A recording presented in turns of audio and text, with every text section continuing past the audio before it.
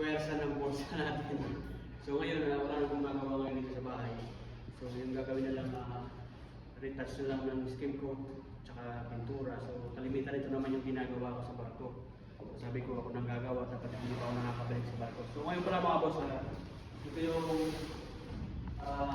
kwarto namin ni Commander. Ito yan yung kwarto namin. So ipaprimer lang yung steel leaf.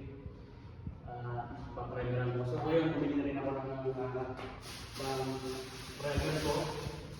So ito, siyempre pagbalang usapan, pagdating sa primer, kailangan epoxy. Epoxy primer. So dalawang klase yung ginamit kong primer. So wala nang instruction kung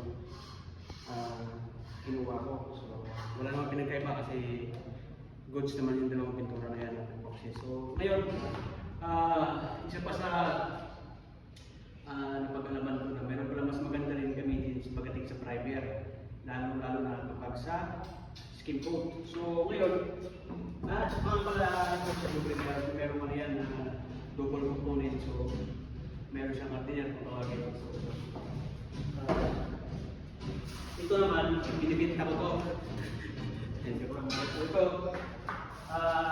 yung pinili kong primer sa skim coat ko. So ngayon ito na pinili ko. So mayroon tayong acrylics. Ayan. So acrylics. So marami nagtatanong, bakit daw acrylics? Diba? Kasi kalimitan ang ginagamit natin flat, diba? At latex. So ito sa review ko, so nabasa ko, mas maganda raw to, pero siyempre hindi natin alam, hindi ko pa nilalagay at hindi ko pa na-apply, so malalaman natin yan. Bakit ito naging maganda yung acrylics? Kasi makapit daw siya, siyempre, at saka marami siyang mga advantage kumpara sa flat latex kasi yung topic lang na kung hindi maganda yung pagkamasilya at hindi nalinis ng maayos. So ayun mga boss, dahil di ba na nakakalis, tayo muna gagawa ng pintura. Tayo para sa barko lang.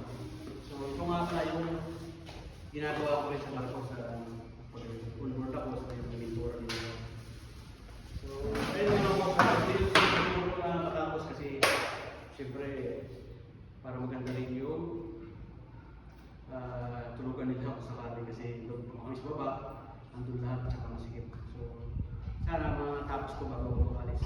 So ito naman yung may iwan na